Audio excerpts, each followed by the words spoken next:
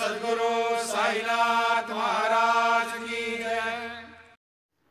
சாய் பக்தர்கள் அனைவருக்கும் அன்பான வணக்கங்கள். ஸ்ரீ ஷீரடி சாயி சகஸ்ரநாமாவளியின் விரிவுரை கேட்டுக்கொண்டிருக்கிறீர்கள்.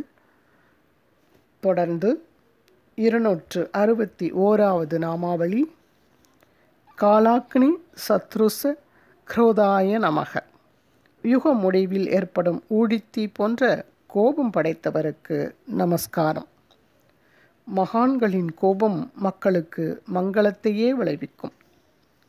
நல்ல பெண்மை குணமுடையான், சில நேரத்தில் பித்தர் குணமுடையான், மிக தன்மை குணமுடையான், சில நேரம் தழலின் குணமுடையான் என்கிறார் மகாகவி பாரதி கண்ணனின் தோழனில். 262வது நாமம் காசிராமா சூரசாகாய நமக. காசிராமனின் உயிரை காப்பாற்றியவருக்கு நமஸ்காரம். காசிராம் ஷிம்பி என்பவர் ஷீரடி கிராமத்தில் பிறந்தவர். மகள்சாபதியின் நண்பர். ஆதி காலத்திலிருந்தே பாபாவின் நெருங்கிய பக்தர். அவர் ஒரு தையற்காரர். சுற்றியிருக்கும் கிராமங்களில் சந்தை கூடும் தினங்களில் கடை வைத்து உடைகள், துணி வியாபாரம் செய்வார். ஒரு நாள் அவ்வாறு சந்தையில் வியாபாரம் செய்துவிட்டு ஷீரடிக்கு திரும்புகையில் பில் இனத்தைச் சேர்ந்த ஆயுதமேந்திய கொள்ளை கூட்டம் ஒன்று அவரை வழிமறித்தது. காசிராம் ஷிம்பி உயிருக்கு பயந்து ஒரு சிறிய பொட்டலம் தவிர மற்ற எல்லா பொருள்களையும் கொள்ளைக்காரர்களிடம் ஒப்படைத்து விட்டார். கொடுக்க மறுக்கும் சிறிய பொட்டலத்தில்தான் ஏதோ விலை உயர்ந்த பொருள் இருக்கிறது என்று சந்தேகப்பட்டு கொள்ளையர்கள் அதை பிடுங்கினார்கள். காசிராம் அப்பொட்டலத்தில் எறும்புகளுக்கு போடுவதற்காக நாட்டு சர்க்கரை வைத்திருந்தார். அதை பிடுங்கியவுடன் காசிராம் கோபமடைந்து கொள்ளையர்களை எதிர்த்து சண்டை போட ஆரம்பித்தார். அந்த மோதலில் கொள்ளைக்காரர்களின் வாள் ஒன்று தரையில் விழுந்தது. காசிராம் மின்னலைப் போல கீழே விழுந்த வாளை எடுத்து 2 கொள்ளைக்காரர்களை வெட்டி வீழ்த்தினார். மற்றொரு கொள்ளைக்காரன் தன் கையில் இருந்த கோடரியால் காசிராம் ஷிம்பியை தாக்கினான். தலையில் அடிபட்ட காசிராம் மயக்கமுற்று கீழே விழுந்து விட்டார். அவர் இறந்து விட்டார் என நினைத்து மற்ற கொள்ளையர்கள் அவ்விடத்திலிருந்து ஓடிவிட்டனர். காசிராமுக்கு உயிர் போகவில்லை. கொஞ்ச நேரம் கழித்து பிரங்கை திரும்பியது. சுற்றியிருந்த கிராம மக்கள் அவரை வைத்தியரிடம் போகச் சொன்னார்கள். அதை மறுத்து பாபாவிடம் இருந்த பக்தியாலும் நம்பிக்கையாலும் அவர் ஷீரடிக்கு திரும்பினார். பாபா சொன்ன சிகிச்சையை மேற்கொண்டு சில நாள்களிலேயே குணமடைந்தார். ஷிம்பியின் வீரதீர செயலை மெச்சி பிரிட்டிஷ் அரசாங்கம் அவருக்கு வீரவாள் ஒன்றை பரிசாக அளித்தது.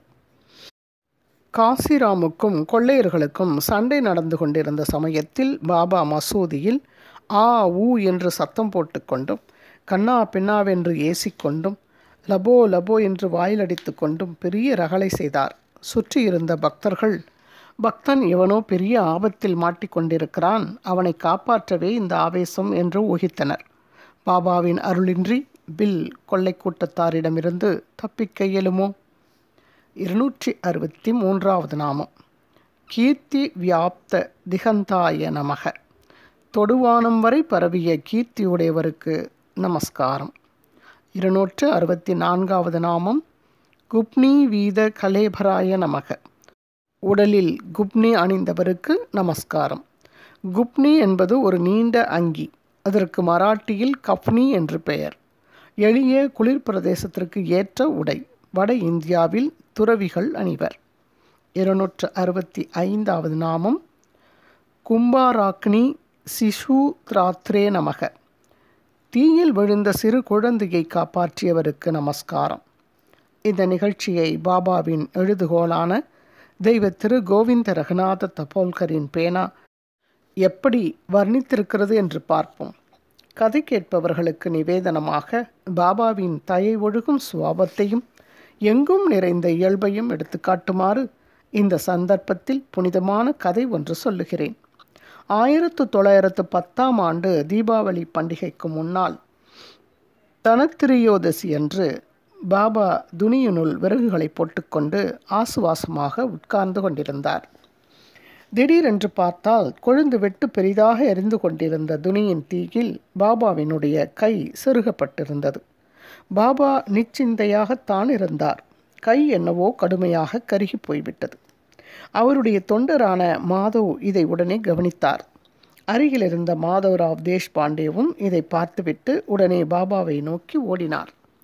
பாபாவுக்கு பின்பக்கமாக சென்று தம்முடைய இரு கைகளையும் பாபாவின் இடுப்பைச் சுற்றி இறுக்கமாக கோர்த்து பாபாவை பின்னுக்கு இழுத்தார். ஆஹா பாபா, என்ன காரியம் செய்துவிட்டீர் என்று கூவினார்.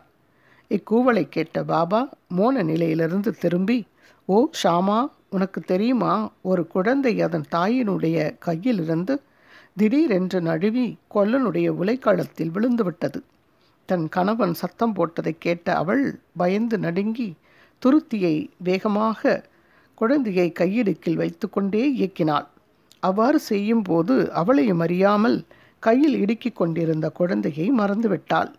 மிதமிஞ்சிய சுறுசுறுப்பான அமைதியற்றிருந்த குழந்தை கையிலிருந்து விழுந்துவிட்டது. ஆனால் ஷாமா, அப்பெண் குழந்தை விழுந்தவுடனேயே நான் குழந்தையை தூக்கிவிட்டேன். அவ்வாறு அப்பெண் குழந்தையை உலைக்களத்திலிருந்து எடுக்கும் போது இது நடந்துவிட்டது. கை எரிந்து கருகிப்போனால் போகட்டும், குழந்தை உயிர் பிழைத்ததே. யாரால் எந்த விதமாக தீக்காயமடைந்த கைக்கு வைத்தியம் செய்யப்பட வேண்டும் என்றெண்ணி மாதவராவ் பிரமித்து போனார். நானா சந்தோர்கருக்கு கடிதம் எழுத வேண்டும் என்று தீர்மானித்தார். தீக்காயத்திற்கு சிகிச்சை அளிக்க நானா சந்தோர்கர் பம்பாயிலிருந்து புகழ்பெற்ற டாக்டர் ஒருவரை அழைத்து வந்தார்.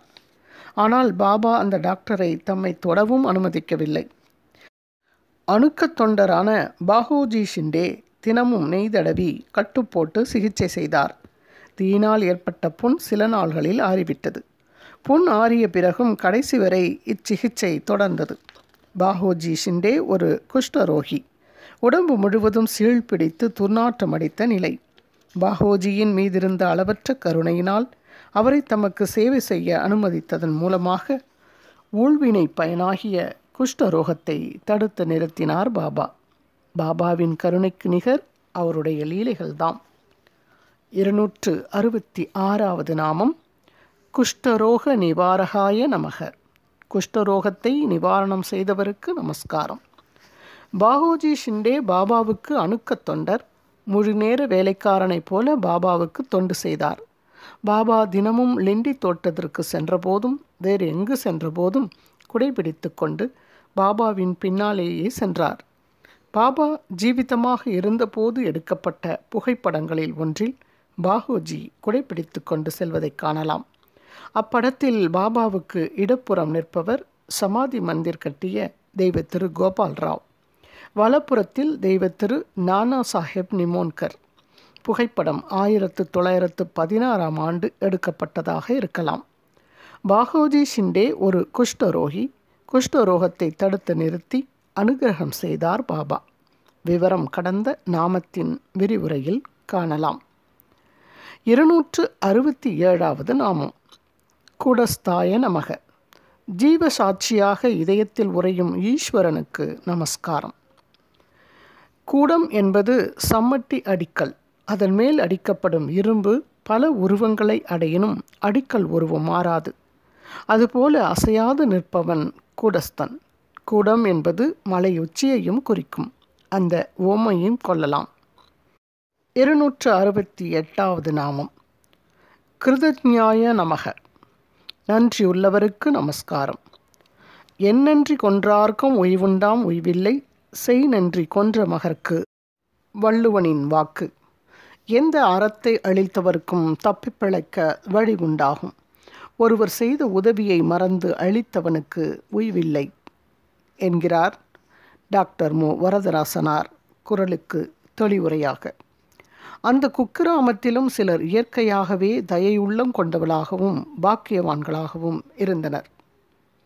அவர்கள் இவரை ஒரு சாதுவாகவே ஏற்றுக்கொண்டனர். தாத்யா கோதே பாட்டிலின் தாயாரான பாயாஜிபாயி என்ற பெயர் கொண்டவர் சோள ரொட்டிகள் நிரம்பிய ஒரு கூடையை தலைமேல் வைத்து கொண்டு மதிய நேரத்தில் காட்டினுள் செல்வார். முச்செடிகள் மீதும் புதர்கள் மீதும் நடந்து சென்று மைல் கணக்காக கானகத்தில் அலைந்து இந்த பைத்தியக்கார பக்கீர் எங்கிருக்கிறார் என்று கண்டுபிடித்து அவருடைய பாதங்களில் விழுந்து நமஸ்கரிப்பாள். அவருடைய அன்பும் பெருந்தன்மையும் எத்தகையது! மரங்களிடையேயும் காட்டினுள்ளும் சென்று எளிய உணவான சோள ரொட்டியையும் பாஜியையும் பாபாவுக்கு கொடுத்து பிற்பகல் நேரத்தில் உணவிடுவார். இந்த மாபெரும் பக்திபூர்வமான சேவையை பாபா தம்முடைய கடைசி நாள் வரையில் மறக்கவில்லை. இதை நன்கு ஞாபகத்தில் வைத்துக்கொண்டு பாயாஜாபாயின் மகனுக்கு வளமான வாழ்வளித்தார். பாயாஜாபாயியும் அவருக்கு கணவரும் பக்கீரின் மீது திடமான நம்பிக்கையும் விசுவாசமும் வைத்திருந்தனர். வாஸ்தவத்தில் அவர்கள் இருவரும் இந்த பக்கீரையே இறைவனாக கருதினார்கள். நம்புபவர்களுக்குத்தானே நடராஜன் பக்கீர் ஆழ்ந்த தியானத்தில் இருப்பார். பாயாஜாபாயி அவர் எதிரில் ஓர் இலையை போட்டு கூடையில் இருக்கும் உணவை எடுத்து இலையின் மேல் பரிமாறி பிரயத்தனம் செய்து பக்கீரை உண்ண வைப்பார். பாபா எப்பொழுதும் சொல்லுவார், ஆண்டித்தனமே உண்மையான அரசபோகம். ஏனெனில் ஆண்டியாக இருப்பதே நிரந்தரம். செல்வம் எங்கும் நிலைக்காது, எப்படி ஓடிவிடுகிறது பாரீர். பிற்காலத்தில் பாபா காட்டை துறந்து கிராமத்திலேயே வசிக்க ஆரம்பித்தார். மசூதியிலேயே உணவு உண்ண ஆரம்பித்தார். பாயாஜாபாயின் கஷ்டங்களுக்கு ஒரு முடிவு ஏற்பட்டது. ஸ்ரீமத் சாய் ராமாயணத்தின் அத்தியாயங்கள் 8, ஸ்லோகங்கள் 105 113. 269வது நாமம் கிருஷ்ண க்ஷேத்திர பிரகாசாய நமக. எல்லா உடல்களினுள்ளும் ஒளி விடுபவருக்கு நமஸ்காரம். 270வது நாமம் கிருஷ்ண ஞாய நமக. அனைத்தும் அறிந்தவருக்கு நமஸ்காரம். இதன் தொடர்ச்சியை அடுத்த ஆடியோவில் பதிவிடுகிறேன். தொடர்ந்து கேளுங்கள் நண்பர்களே. குரு வாழ்க, குருவே துணை. ஓம் சாய்ராம். श्री सच्चिदानंद सद्गुरु साईनाथ